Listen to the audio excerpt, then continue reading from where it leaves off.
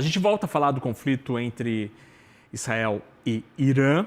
A gente vive um cessar-fogo, mas os últimos dias foram marcados por forte instabilidade no petróleo, sim, mas também no mercado de fertilizantes nitrogenados. Isso tem impacto direto na oferta deste insumo, que é essencial para a agricultura brasileira. Por isso a gente vai conversar com Tomás Pernias, analista de inteligência de mercado da StoneX.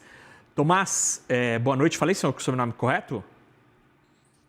Certinho. Boa noite, Naka. Muito obrigado pelo convite. Queria te ouvir sobre a importância do Irã e daquela região do planeta na oferta de fertilizantes para o mercado brasileiro e se nos últimos dias, com este cenário bastante turbulento, né, ainda que a gente hoje, terça-feira à noite, a gente viva um momento mais tranquilo de aparente cessar-fogo, como é que se comportaram os preços, por exemplo, da ureia que a gente compra dos iranianos? Boa noite.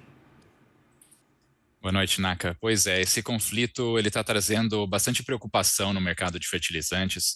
É importante frisar que o Oriente Médio ele é responsável por mais ou menos 40% das exportações globais de ureia e ele é também responsável por uma parcela importante das exportações de amônia, que é uma matéria-prima muito importante para a fabricação de nitrogenados.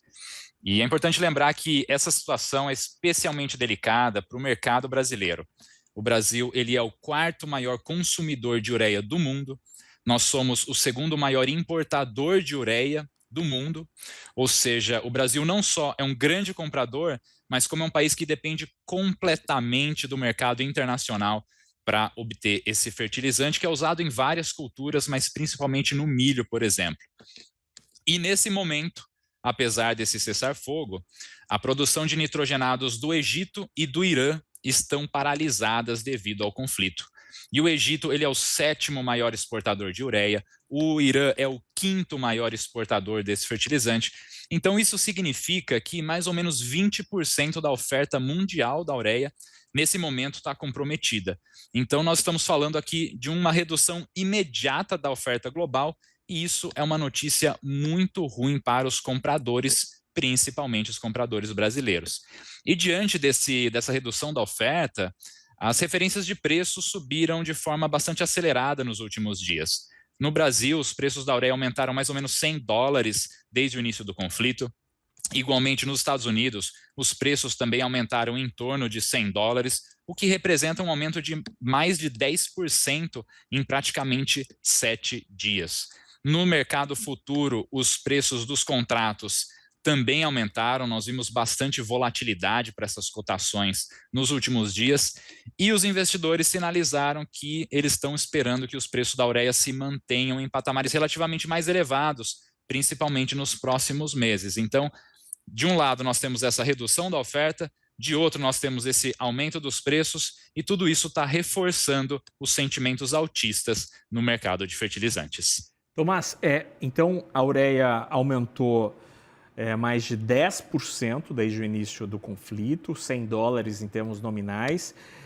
Agora me explica por que Egito e Irã interromperam a produção e como isso tem nos afetado. Assim, o Brasil já teve a ureia como sendo o seu principal item de importação do Irã. No ano passado caiu para uma posição mais modesta. De onde nós estamos comprando a ureia hoje diante destes fatos mais recentes? A situação é o seguinte, o Egito ele utiliza gás natural israelense para a produção de nitrogenados. E devido ao conflito, aos riscos de bombardeio, os riscos com mísseis, Israel reduziu a sua produção de gás natural e parou de exportar gás para outros países como o Egito. Então, diante dessa oferta mais reduzida de gás natural, e o gás natural é uma matéria-prima para a fabricação de amônia e outros nitrogenados, o Egito teve que paralisar a sua produção, certo? Então, a oferta exportadora do Egito está prejudicada. Por outro lado, o Irã, devido aos riscos envolvidos no conflito, principalmente de bombardeio, ele também paralisou a sua produção de nitrogenados. Então, a gente tem aí 2 países muito importantes do Oriente Médio que pararam de fabricar e, portanto, pararam de vender. O Brasil, como que o Brasil está nesse jogo? Nós temos vários fornecedores de ureia no mercado internacional, certo?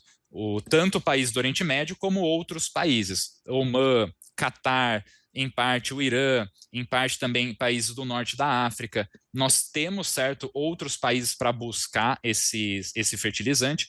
No entanto, como se trata de uma redução da oferta global, isso empurra os preços para cima. Então, seja onde for que o Brasil vai buscar essas mercadorias, provavelmente os compradores brasileiros vão encontrar preços mais elevados. E quero adicionar que o Brasil, né, nesse jogo, nessa guerra, ele está sendo afetado de 3 maneiras diferentes. Em primeiro lugar, a gente vê aumento da volatilidade e aumento dos preços da ureia, dado que, como a gente comentou desde o início do conflito, os preços da ureia aumentaram. Em segundo lugar, essa redução na oferta impacta o mercado brasileiro, afinal de contas, mesmo que nós fomos procurar ureia para comprar, nós vamos encontrar uma oferta reduzida nesse momento. E, em terceiro lugar, essas incertezas no Oriente Médio, elas tendem a elevar o frete de fertilizantes e o seguro internacional. Então, até para trazer esse fertilizante de outros países, é possível que os compradores brasileiros encontrem preços mais caros para esse transporte. E o que esses elementos resultam para o mercado brasileiro e principalmente para o agricultor? Aumento dos custos de produção na fazenda. Então, a gente está falando de um cenário em que o brasileiro, na segunda metade do ano, provavelmente vai comprar mais fertilizante, vai comprar mais nitrogenado para a safrinha de milho no ano que vem, e justamente nesse momento a gente tem esse conflito aí bagunçando os preços da ureia no mercado internacional. Para o agricultor é uma má notícia, porque ele já estava numa situação de aperto, os custos dele podem aumentar justamente no momento em que o crédito está mais caro. Então, a situação é realmente delicada para o Brasil. Tomás Pernias, analista de inteligência de mercado da StoneX. Tomás, obrigado pela conversa e tomara que na próxima entrevista a gente tenha notícias melhores, porque essas, infelizmente, não são muito boas para o agronegócio. Meu caro, obrigado, boa noite. Boa noite, fico à disposição. Até logo.